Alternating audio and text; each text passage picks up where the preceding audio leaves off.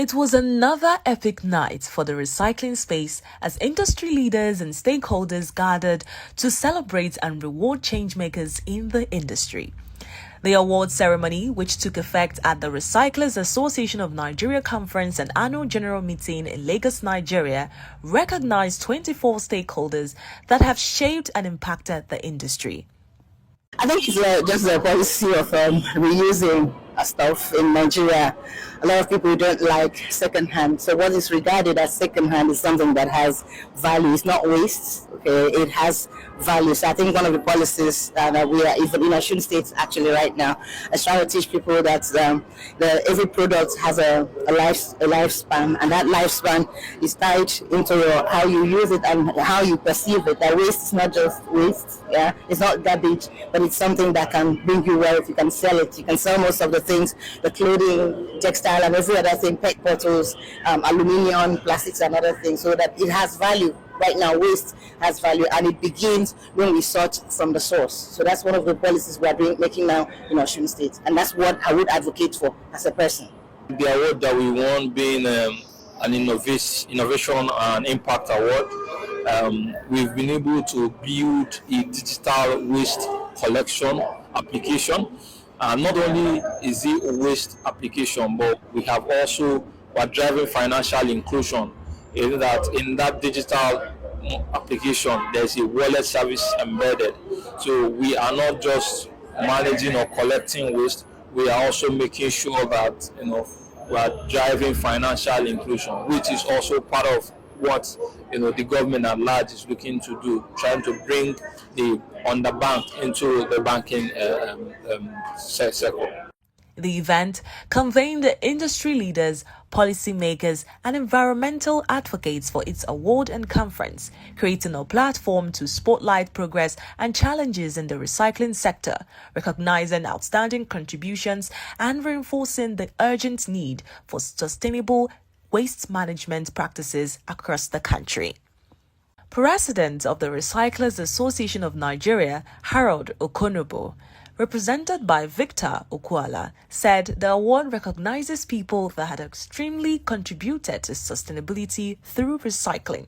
According to him, the 24 awarded have supported the recycling and circular refinery over the years. I'm a big believer in supporting innovation and supporting policies that enable responsible consumption, but that also recognize a lot of the limitations. There are financial limitations for consumers in Nigeria. So making markets more competitive while also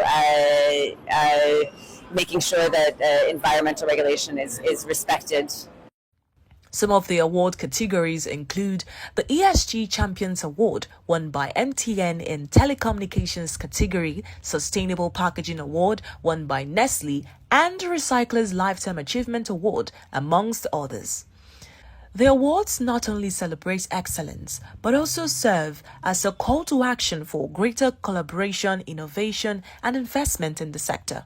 The message, however, remains clear for the recycling industry, with motivation to build a cleaner, greener future that requires collective responsibility and sustained efforts from all. Africa is the third most populous continent, and wherever people are alive, waste will be generated. So wherever that waste can then be converted into a form of resource, a form of livelihood, a form of social security and support, then you can actually drive development literally by leveraging waste. So I think that alone, should spur everyone. I like to say waste is an equal access, commodity. You don't need to know anyone to own waste. You own your own waste. So finding the systems by which these things can be monetized is a critical mindset that we need to develop. Let's not just throw things away. There's value that's hidden in there, and some people know. If you don't know, you miss out on it. In Lafarge Africa PLC, we're big on sustainability, and we take pride in leading this goal. Our goal is actually zero waste to dump sites. So what we do is position ourselves strategically to be able to close the loop. waste management is huge and it's actually a menace. It goes beyond just taking away plastics. What happens to the non-recyclable waste? So what we did is to position ourselves, take out the non-recyclable waste, co-process them in our cement kiln, where at the end of the day what you get is cement. So we are promoting zero waste future, zero waste to dump sites or landfill, and by so reducing our CO2 emission and increasing our alternative fuel to the environment. I think that's massive, and it's a very big win for Lafarge Africa PLC. Recycling business is good and bad.